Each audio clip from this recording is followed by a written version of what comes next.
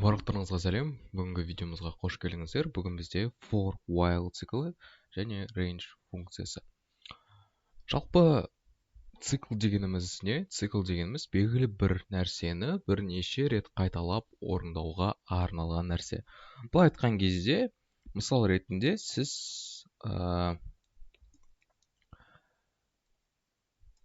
мынандай нәрсе жасағыңыз келді. Мысал ретінде hello world деген сөзді бірнеше рет қатар-қатар шығарғыңыз келді, иә. Так, қараңыз. Мысалы, hello world дегенді бірнеше рет қатар. Осылай істей аласыз, иә. Шынымен де қазір запускать ететін болсақ, бұл жұмыс жасау керек. Вот. Шынымен де 4 рет қатарынан шығарып беріп тұр. Бірақ сізде n рет болуы мүмкін ғой, ал n цикл үшін сіз n рет осылай жасай бермейсіз ғой, иә. Сондықтан бізге циклдар қажет болады екен. Жалпы циклды анықтамастан бұрын белгілі бір айнымалыны анықтап алайық. Бұл біздің циклымыздың саны болады. Int input, иә. Int input. Бұл циклымыздың саны болады. Кейін цикл бізде екі түрі бар. Бірінші for циклын көрсетемін. For дегеніміз for. Потом итератордың аты I. In дейсіз да, in деген ішінде range деген анықтау облысы деген мағына береді.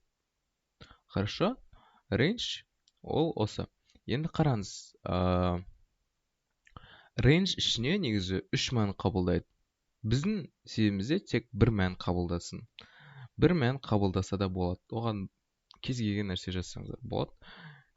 Кез келген нәрсе деген кезде, кез келген нәрсе емес, тек қана int типіндегі нәрсе жазасыз, бірақ бір айнымалы ма, екі айнымалы жазасыз ба, үш айнымалы жазасыз ба, оның белгілі бір моменттері бар, соларды қазір түсіндіретін боламын. Print дейміз да, сосын hello world дейміз. Hello world, сәлем әлем. Так, кодымызды іске қосайық. Кодымызды іске қосқаннан кейін біздің циклымыздың неше рет қайталанатынын айтайық. Мысалы 7 рет қайталанады. И санап көрейік. 1, 2, 3, 4, 5, 6, 7.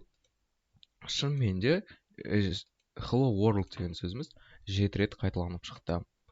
Және біздің итераторымыздың өзін шығарайық. Так, итератор мысалға 4 болсын. Қараңыз. Әр цикл сайын итераторымыз 0, 1, 2, 3 деген мән береді. Бұл қандай мағына береді? Яғни сіз range функциясына n деген санды беретін болсаңыз, ол функцияның қайтаратын мәні, қараңыз, ол бізде 0-ден бастап 0, 1, 2, потом n-1-ге дейін. Тағы сол секілді здесь. Осы жерде. И осылай n-1-ге дейін. Бірақ қаратсаңыздар, негізгі циклдың қайталануы 4 рет қайталанады. Қалай дәл көрсетсе болады?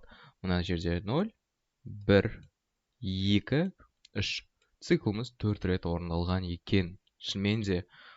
Сонда біздің циклымыз 4 рет қайталанады деген сөз. Вот. Осы жерде тағы бір айта кететін нәрсе, сіз циклдың басы мен аяғын бере аласыз. Мысал ретінде басы 1-ден басталса, оның сіз басын 1 дейсіз. Ол міндетті түрде, қазір итераторды іске қосатын болсақ, бұл жерде давайте n санын енгізіңіз деп қояйық, түсінікті болу үшін. И кодымызды запускать етейік қайтадан. n саны мысалы 7 болатын болса, бұл циклымыз 6 рет орындалады. Себебі бағана айтқандағыдай 0-імізді біз өткізіп жібердік. 1, 2, 3, 4, 5, 6. 6 рет орындалды. Сіз оның одан да бөлек қадамын бере аласыз. Қадамы бар. Қадамы мысал ретінде 2 болсын. Бұл қадамы деген мағына. И қадамына естесіз да 7 дейсіз тағы да. И қадамы 1, 3, 5. иә. 1-ге 2-ні қосасыз 3, 3-ке 2-ні қосасыз 5, 5-ке 2-ні қоссаңыз 7, а бізде 7 анықталу облысына кірмейді. Бізде максимум 6-ға дейін барады. Сондықтан көп циклдарда қарайтсаңыз n плюс 1 дейді, иә. n плюс 1 болса, қазір 7 бізде включительно, яғни ішіне қосылып шығатын болады. Вот. Бұл қандай мағына береді? Бұл мынандай мағына береді. Бірінші қадамынан үлкен не тең, яғни 1-ді алады. X біздің случайымызда, біздің кезеңімізде бұл i деген итерациямыз кіші болады n-нан. Хорошо. Вот осындай. Сосын итерациямыз осы аралықта ойнап жүреді. То есть, 1-ден басталады, 2, 3, 2, 3, 4, 5, 6, и сол секілді n-1-ге дейін. А мына жердегі мәнін ол міндетті түрде қабылдайды. Мысал ретінде бұл, давайте n-1 болсын, бұл жерде n-2 болады, n-2, бұл жерде n-3 болады, тағы сол секілді кете береді. Ал бастапқы мәніміз, мысалға, итерациямыз осы мәнді қабылдайды да, i деген мәнді қабылдайды. И ол міндетті түрде орындалады. Бірақ біздің мына i n-1-іміз тоже орындалады, бірақ n-ге дейін орындалмай қалады. Сонда n бұл жерге кірмейді деген сөз. Вот. Сізге түсінікті болса, біз for циклындағы бір тағы мысал көрсетіп көрейік. For циклына негізі жақсы мысал, жақсы түсіністік үшін мысал, ол бізде факториал. Алдыңғы сабағымызда негізінен факториалды функцияды анықтадық, бұлай.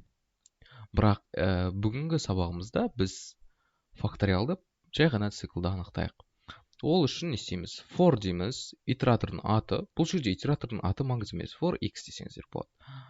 Вот, хорошо. Бірақ біз давайте i деп анықтайық. For I in range.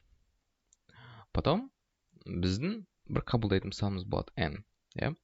n дейтін қабылдайтын санымыз болады. Вот осы n деген санымызды input-тан енгізіп алайық. Енді қараңыз, кейін n-ді енгіземіз, бірақ бізде факториалға қазір сумма деген нәрсе керек болады. Немесе просто результат деп қояйықшы, result деп қояйық. Результатымыз міндетті түрде 1 болу керек. Себебі біздің итерациямыз 0-ден басталатынын білеміз.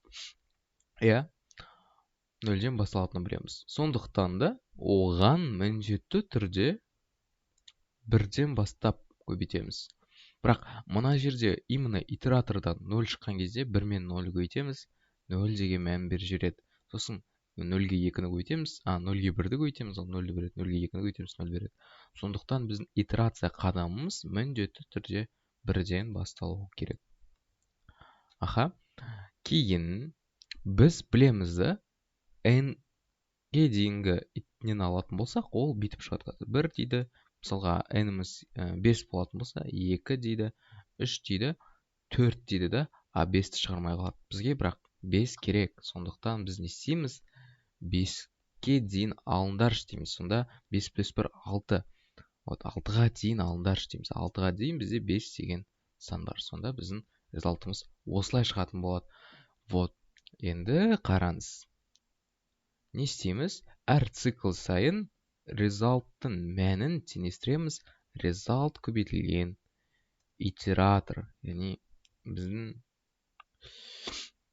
айымызға, иә. Бұл жерде айдың аты маңызды емес, x десеңіздер де болады. Там үлкен сөз қылсаңдар да болады, мысалы x, y десеңіздер де болады. Бұл аса бір қатты мән бермейді. Көбі жатсат, міндетті түрде ма осы i деген дейді. Осылай да жазсаңыздар болады. Біздің случайымызда i болып қала берсін. i деген бір әріп, өте оңай. И математикада көбінесе itv деп айтады, сосы itv деген осыдан нәрседен шыққан. Енді соңында осы цикл орындалып болады өз-өзіне. Потом біз print результатты шығарайық. Так, кодымызды запускать етейік, іске қосайық. 7-нің факториалы 5040 дейді. 5-тің факториалы 120 дейді. 0-дің факториалы 1 дейді. Шынымен де жұмыс жасайды бұл. Неге 0-дің факториалы жұмыс жасады деген сұрақ пайда болуы мүмкін сізде. Бұл қараңыз, 0-дің факториалы негізінен мәні 1, бірақ бізде циклға n кіру керек, дұрыс па? N бізде всегда 1-ден үлкен болу керек. 1-ден үлкен не тең болу керек? Хорошо. Мысалға, мына жерге 1 деп енгізсек, қараңыз, 1 деп енгізсек, ол тоже жұмыс жасамайды. Вот, қараңыз. Бұл цикл жасайды, бұл цикл жұмыс жасайды. Себебі ол 1-ді алады да 2-ге дейін барады. А 1 мына жерде, кіреді. Хорошо, ол кіреді. 0-ді қоясыз, 1 үлкен ба 1-ден деген мағына береді сізге. Сол кезде сіз айтасыз, ол false дейсіз. Жоқ дейсіз. False, хотя. 1 енгізсек, ол жұмыс жасайды. Неге? Себебі 1 плюс 1, ол 2 үлкен 1-ден true. Сол кезде ғана біздің функциямыз жұмыс жасайды екен. Хорошо. Осы именно циклға кіретін кезде ол шартқа тексереді. Айтады, біздің 1-ден үлкен ба дейді n-іміз. Сосын n плюс 1-ге тексереді. Да, үлкен дейді. 0-ге қоясыз, 1 деген мән береді. 1 үлкен ба 1-ден, ол мәнді шығармайды. Енді қараңыз. Мысал ретінде біз кері ретпен циклымызды жүргізіп көрейік. Кері ретпен деген қалай? Так, ол үшін бірінші біз анықтап алайықшы. Просто i-ды шығарып отырыңызшы дейік. Но біз қадамының шегін 1 қылайық. И давайте кодымызды запускать етіп көрейік. n4 береміз, ол 1 деген мәнді қайтарып тұр. Біз кері ретпен жұмыс жасауымыз келеді. Ал кері реттің қадамы бізде -1. -1. И бұл жұмыс жасайды. Бірақ қараңыз, 120 дейді. Бұл жерде сіз не істейсіз? Ол жерде бағанағыдай нәрсе 5-ті қосып алады өзіне. Ол айтып тұр, 5-тен үлкен неттен болса итераторымыз. Және үлкен болса дейді да 1-ден деп тұр сізде. Хорошо, осы жерде осы нәрсені ұмытпаймыз. Ондықтан біз кері ретпен жасағымыз келсе, n-ді аламыз. Ал n-іміз бізде бұл жерде 4 деген мағына. И 4-тен 1-ге дейін қосымша дейсіз да. Ал 1-ге дейін қосымша ету үшін сіз 0-ден үлкен болса болды дейсіз. Сонда бұл жерге 0 деген мәнді бересіз. Онда 1-ді де шығаратын болады. Бұл жер көрдіңіз ғой, 2-ден кейін тоқтап қалып тұр. Сол кезде қайтадан запускать етеміз, 4 дейміз. Ішімен де 4, 3, 2, 1 деп итерациямыз кері ретпен шығып тұрады. Ал 0-ді алғыңыз келсе, n-1. То есть, -1. -1 болса, ол есет. 5 деп 0-ді алады. Біз соңында 0-ге көйт жүргеннен кейін факториалымыз жұмыс жасамайды. Сондықтан біз 1-ге дейін алыңызшы деп айтамыз. 5 дейміз, 5-дің факториалы 120, и циклымыз кері ретпен жұмыс жасап тұр. Сол секілді бізде тағы бір цикл түрі бар. Ол бізде while циклы. While дегеніміз мына жері true болатын болса, жасай бер деген нәрсе. Сізде көптеген шарттар мүмкін, n үлкен 0-ден дейді. n үлкен 0-ден дейді. Санымыз 0-ге үлкен болғанға дейін дейміз да. Біздің мына санымыз қазір 1 болатын болса, қараңыз, 1 болатын болса, бұл цикл шексіз орындалады. Хорошо, бұл цикл шексіз орындалады. Сондықтан біз циклымыз 1 рет орындалу үшін одан азайтамыз, n тең болады n-1. Одан азайтамыз 1-ді. Бұл қандай мағына береді? Бұл сізге айтады. Сіздің қалаған цикліңіздің санын осылай анықтаймыз деген нәрсе. бұл жерде қадамы вот мынау болуы мүмкін. Вот қадамы бізде аз айтатын нәрсе. Қадамы бөлу 2 болуы мүмкін. Ja, бөлу 2 бүтін санға түрлендіреді. Біздің кезегімізде сізге просто n-1 көрсетейік. Каждый раз n-ді шығарып отырсын. При n. Да? При n. Қарайық. Қайтадан 5 деп енгіземіз. Ол кері ретпен шығарып берді. Мына жерде қадамы 2 қылсаңыз, қазір барлығын көрсетейін. Қадамын 2 қылсаңыз, 5 дейсіз. 5, 3, 1. Қадамын бөлу 2 қылсаңыз, бөлу деген тек бүтін бөлшегін алады. Көресіз қалай шығатын? 5 дейсіз. 5, 2, 1. Енді қараңыз. Бұл жерде n-1 қала берсін. Біздің циклымыздың саны өзіміз білетін цикл болсын. Біз каждый раз бөліп есептеп отырмаймыз, адамыз бізге осындай цикл саны болсын. Енді мысал ретінде сізде наоборот болуы мүмкін, Сіз наоборот 5, 4, 3, 2, 1 емес, сіз наоборот 1, 2, 3, 4, 5 деп шығарыңыз келді телік. Ол кезде қосымша итератор пайдаланасыз. Итератор 0-ден басталсын, Онда сіз не дейсіз? n үлкен болғанша идан дейсіз. Итератордан дейсіз, да? Потом айтасыз. Осы итераторға сіз санды азайтатын едіңіз ғой? Сіз айтасыз. Итератор тең болады. Итератор плюс 1. Бұнда каждый цикл сайын сіздің итераторыңыздың мәні 1-ге артып отырады. Бірақ n-нің мәні бұл жерде өзгермейді. n-ді шығарайық. n-ді және сонымен қатар итераторды бірге шығарайықшы. Бұл жерде қандай рөл жұмыс жасайды екен? Бірінші контролімізді тазалап алайық. Енді кодымызды запускать етейік. 5 дейсіз. Қараңыз. Итерация жасап тұр. Мұнда n-нің саны өзгермейді. 5 қала береді. Итерация саны өзгереді. 0, 1, 2, 3, 4. Сондықтан осылай да істесеңіз болады. 5-ті қоса алғыңыз келсе, онда тең болады дейсіз. 5 дейсіз. Итерация саны 5-ке дейін барады. Мысал ретінде 10 рет жасаңыз келсе, 5 дегенде 10 рет ол шығарып береді. Қараңыз. Көрдіңіз ба? Мына жерде бұл шартқа байланысты жұмыс жасай бересіз. Негізі while циклына бір есеп шығарып көрейік. While циклына бір күшті есеп. Ол сандардың цифрларының суммасы болсын. Жалпы бізде белгілі бір сан берілсін делік. Ол санымыз біздің 256 болсын. 256-ның сандарының қосындысы 2 плюс 5 плюс цифрларының қосындысы 2 плюс 5 плюс 6. 13 ба? 13. Енді қараңыз. Осыны біз while циклы арқылы шығарып көрейік. While циклы осындай бір нәрселерге өте жақсы көмектеседі. Біз айтамыз. Бұл жерде әзірше мен код жазып тастаймын. Потом не үшін олай екенін түсіндіретін боламын. Осын біз цифрларының суммасы деген айнымалыны ашайық. Сумма болсын. Оның мәні 0 болсын.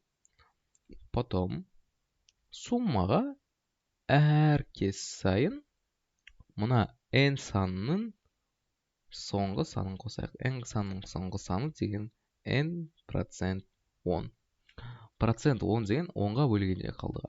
Бұл 256-ны 10-ға бөлсеңіз қалдығы 6 болады. 25 бүтіні бар. 25 көбейту 10 қосу 6 деген нәрсе ғой. Осы жерде именно 6-сын алып алады. Ал 100-ге бөлінгендегі қалдығын алыңыз келсе, ол кезде сізде 200 қосу 56 болады. Сол кезде сіз 2 санын аласыз. 2 цифрын бір сан ретінде аласыз. Так, енді қараңыз. Көп кетпейік. Осы жермен қалайық. Осы жермен. қараңыз. Енді біз осылай сан алады екенбіз. Сонда мынау қалдығы деген, 10-ға бөлгенде қалдығы бұл жерде соңғы санын алып алу үшін. Содан кейін біз санымызды өзін бөлеміз 10-ға. Бұл жерде қандай мағына? То есть бірінші рет циклымыз орындалды, 256 болды. 6 мән алдық. Осы бірінші циклдың ішінде біз n-імізді 256-ны 10-ға бөлгендегі бүтін бөлігін алып тастаймыз. Сол кезде бізде 25 шығады. 25 шығады.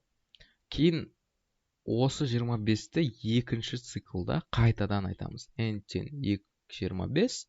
Пожалуйста, 25-ті 10-ға бөлгендегі қалдығын айтыңызшы дейміз.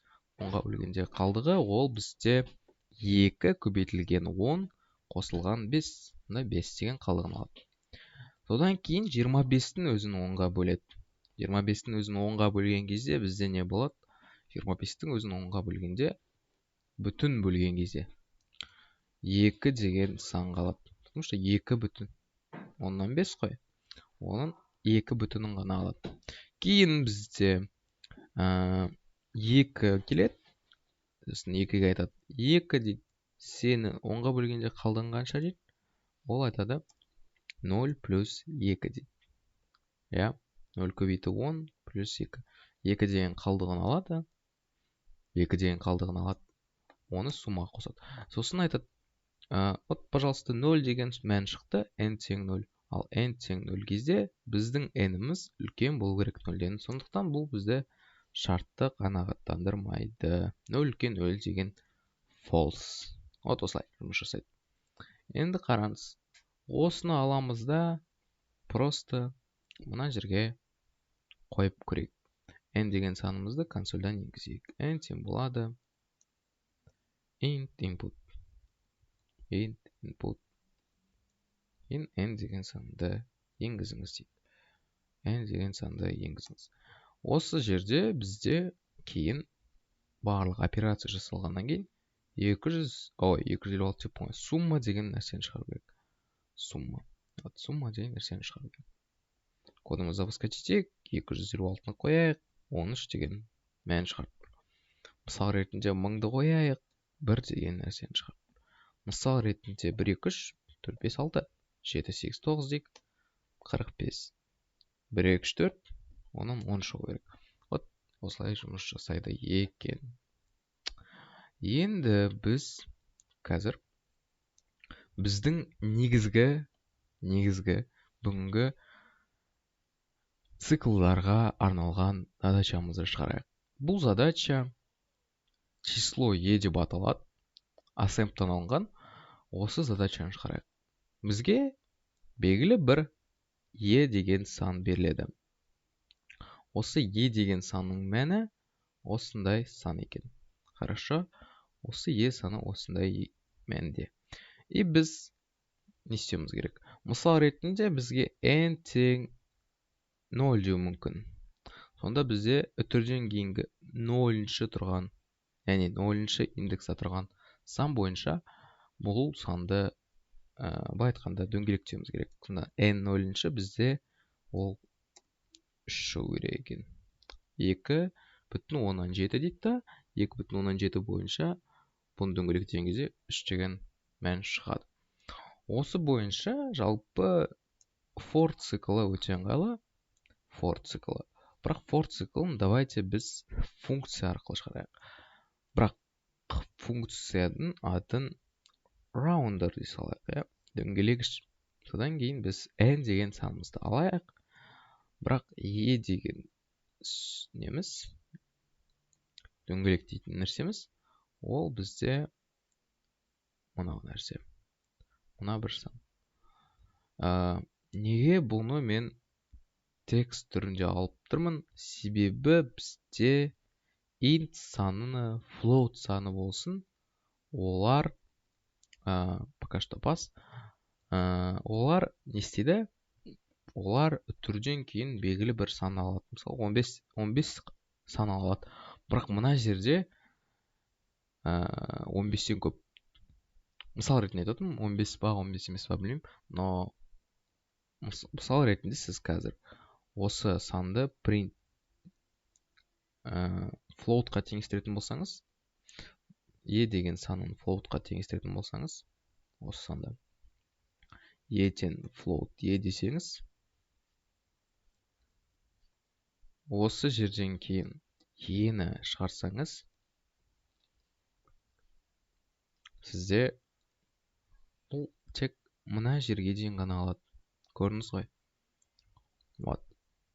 Бұл 15 вроде. 0, 1, 2, 3, 4, 5, 6, 7, 8, 9, 10, 11, 12, 13, 14. 0-ді алмасақ, бізде 15. Үтірден кейін 15 санды ғана алады. Ja? Енді қараңыз, сондықтан бізде міндетті түрде строка түрінде алуымыз керек. Строка түрінде алсақ, ол міндетті түрде бізде осылай жаза берсеңіз болады. Шетінен кейін там осындай сандарды ала берсек болады. Бізде ол керек емес. Енді қараңыз, осы бір үтірден кейін сандардың саны 0, 1, 2, 3, 4, 5, 6, 7, 8, 9, 10, 11, 12, 13, 14, 15, 16, 17, 18, 19, 20, 21, 22, 23, 24. Ja? 24.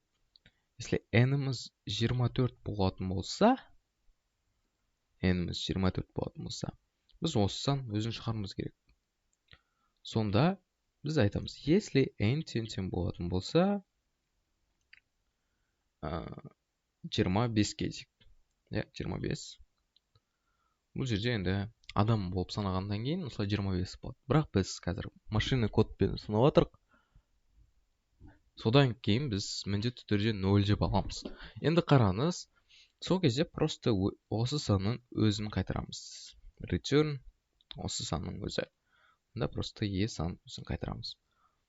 Басқа кезде else дейміз да. Мысал ретінде elif дей салайық.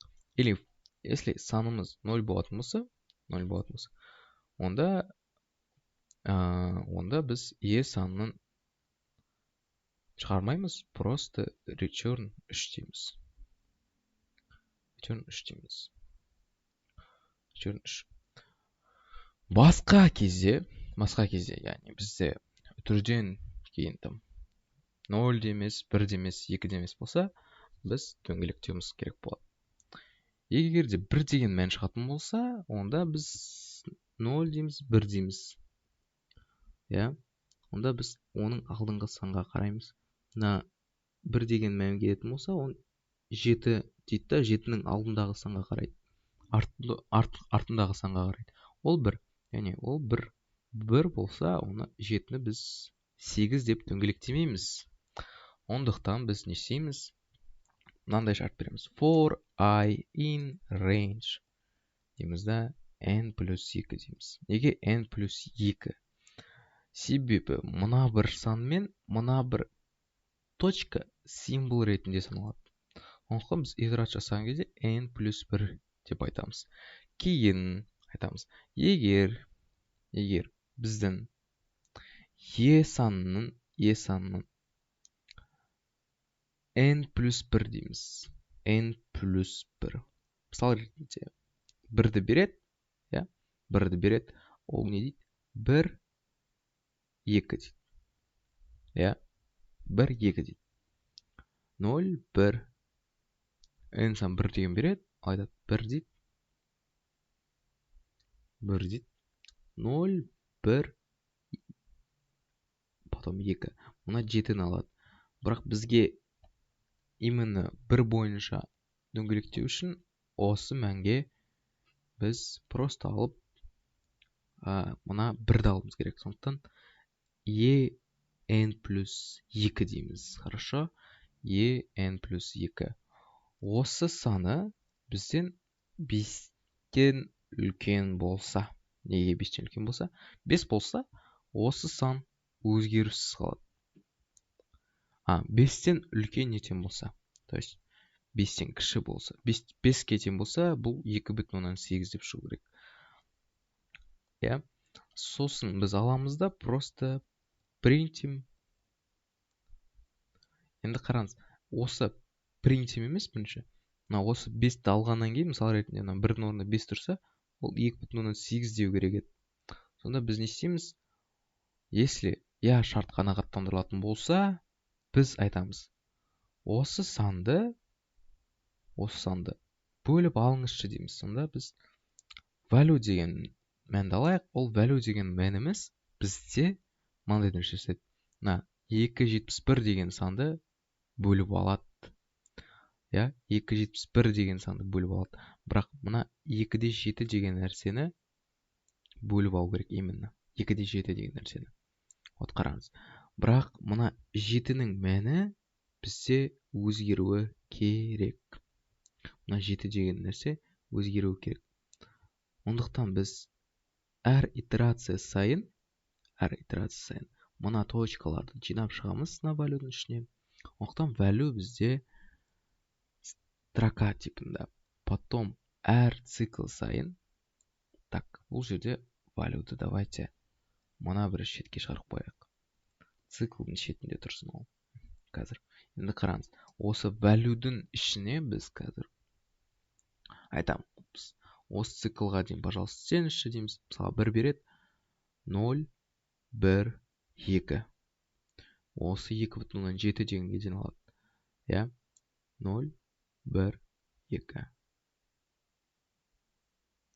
0, 1, 2. 2,7 ол айтады. 2,7, бірақ n плюс екінші дегеннен кейін, n плюс екінші деген 1, 2, 3. 0, 1, 2, 3. Бірақ мұна именно 1-ді алады. Бұл жерде үшінші индекстегі мәнді береді. Үшінші индекстегі мәнді береді. Ол кезде бізде 1, мына жерде 5 тұратын болса, осы алдыңғы санды бірге арттырамыз. Ол үшін не істейміз? Осы 7-ні біз бөліп алуымыз керек итерация бойынша. n плюс 2-міз, және n плюс 2-міз және енді итерация саны n плюс 1 болса. То есть n плюс 1 деген қандай нәрсе? Мына жерге 1 берсеңіз, 0, 1, 2. Мына 2,7-ге именно итерация саны мынаған келген кезде, сол кезде ғана value-ге қосамыз тең болады. String дейміз бірінші. Кейін int дейміз. Потом санның n плюс біріншісіне қосамыз 1 дейміз. Санның n плюс біріншісіне қосамыз 1. Бұл қандай нәрсе? Бірінші санының n плюс бірінші санын бар ғой, оны int-қа түрлендіреді. Яғни n плюс бірінші саны ол 7 болады. Кейін 7-ге 1-ді қосамыз. Ол 8 болады. Потом осы 8-ді қайтадан строкаға түрлендіреміз деген нәрсе жасап тұр. Содан кейін value-ге осыны қосамыз. Осы нәрсе орындалмаған жағдайда else дейміз.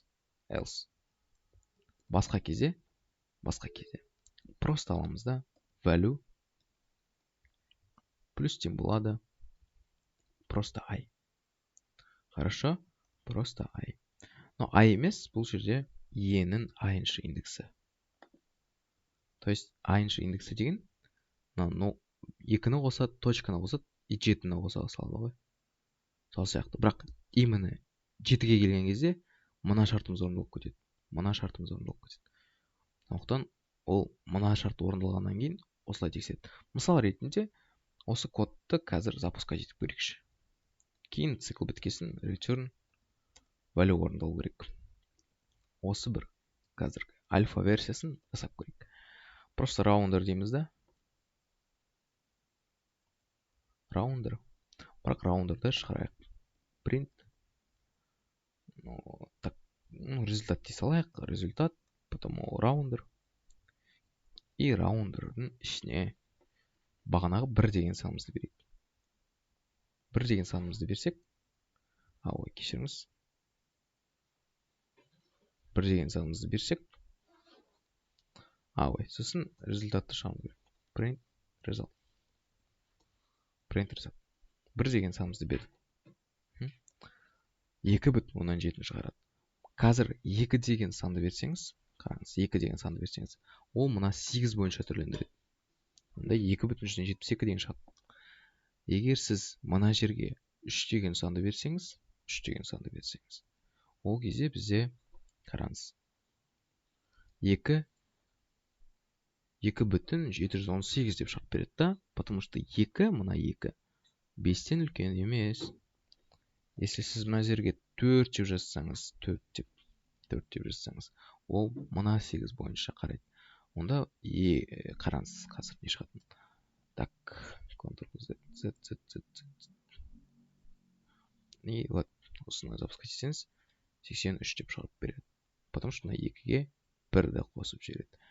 Вот, мына 2-ге 1-ді қосып жібереді. Сонда 2,10-дан 7183 деп шығарып береді. Бірақ біздің мәніміз басқа бір кездері болады ғой. 0-ден кіші болып қалған кезде болады, 0-ден кіші болып қалған кезде elif дейсіз. Elif. Осы мәніміз кіші болып қалған кезде және итерация саны 0-ге тең болған кезде. Ол кезде сіз не істейсіз? 0-ден кіші болып қалған кезде. 5-тен кіші болып қалған кезде просто value-ге өз мәнін қосасыз. То же самое. E-ны қоса саласыз. Ештеңе өзгертіп қажет емес та, себебі. Ештеңе өзгертіп қажет емес. E-ны қоса саласыз. E-тв емес, бұл жерде n+1 болады. Но бірақ E-тв n+1-ге тең болғаннан кейін, просто E-ны қоса салсаңыз да жеткілікті негізі. Вот. Қараңыз. Сол кезде біздің мәніміз жасай береді да. Бірақ мынау негізі маңызды емес қатты. Потому что бұл керек емес та. Біз біліп тұрдық, 5-тен кіші болған кезде мына бір мәнді қоса берсе болады деген сияқты. Мынаны давайте n деген сан берейік. Ал n деген санымызды функцияның алдында енгізіп алайық. N деген санымызды функцияның алдында енгізіп алайық. Ол кезде бізде былай шығады. Қараңыз, мысалға 25 енгізсеңіз, ол осы санның өзін шығарып қайтарып жібереді. Если 0 енгізсеңіз, ол 3-ті шығара салады. Неге мына жерге қазір 0 беретін болсақ, біз білеміз да, ол 1-ді алады, жеті да, но на точкаға 1-ді қосып жібереді ғой. Сондықтан ол жұмыс жасамайды. Точкаға 1-ді қосу деген болмайды нәрсе. Сондықтан, егер де 3 деген қалпында болатын болса,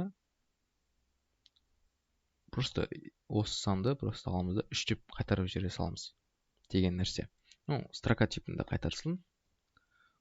Осылай 3 деген қайтарып жібереміз. Қалған кезде де 1 болса, мынаумен бойынша есеміз да дөңгелектейміз. Сондықтан ол жұмыс жасай береді. Мысал ретінде 24 енгізейік. 24 енгізсек, қазір ол мынау бойынша не істейді да? Ол 88 деп қайтару керек. 24. Вот 88 деп қайтарып тұр. Енді қараңыз, мына жерге 23 деп жазсақ, 89 деп қайтару керек. 23 деп жазсақ, 89. 29. Да. Вот 29 деп қайтарады. Себебі 7 бойынша дөңгелектеп тұр да оны. 25-тің өзін неге қоюға болмайды? Себебі мына 25-тен кейін сан жоқ та мына жерде. Пустой ғой, пустота. Пустотаны ол сан деп ала алмайды. Сондықтан 25-ті көргенде өз мәнін қайтарып жібере салады. Хорошо? Потому что осы саннан кейін артық сан жоқ. То есть оны никак біз әрі қарай дөңгелектете алмаймыз. Вот. Осыменен бүгінгі видео сабағымыз өз мәресіне жетті. For, while, range функциясын түсініксіз деп ойлаймын. Және де ассемптің бүгінгі задачасын шығардық. Число e деген. Негізі өте бір қызық задача. Енді осыменен бүгінгі видеомыз өз мәресіне жетті. Арнаға тіркеліп, лайк басуды ұмытпаңыз. Қош, сау болыңыз.